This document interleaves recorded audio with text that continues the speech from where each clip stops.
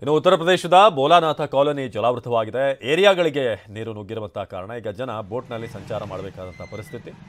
ಮಕ್ಕಳನ್ನ ಕಟ್ಕೊಂಡು ಈಗ ಸುರಕ್ಷಿತ ಪ್ರದೇಶಗಳಿಗೆ ಶಿಫ್ಟ್ ಆಗುವಂಥ ಕೆಲಸ. ಇದು ಬೋಲಾನಾಥ ಕಾಲೋನಿ.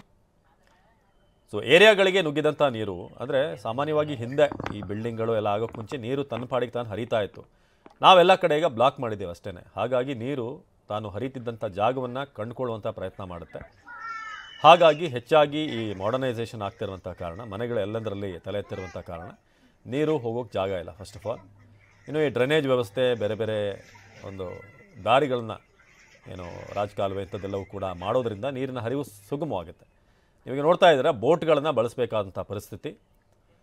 ಸೊ ನಾವು ನಗರವನ್ನು ಕಾಂಕ್ರೀಟ್ನಿಂದ ಮುಳುಗಿಸ್ತಾ ಇದ್ದೀವಿ, ನೀರು ನಮ್ಮನ್ನು ಮುಳುಗಿಸ್ತಾ ಇದೆ. ಅಂಥ ಪರಿಸ್ಥಿತಿ ಈಗ UPಯಲ್ಲಿ ನಾವು ನೋಡ್ತಾ ಇದ್ದೀವಿ.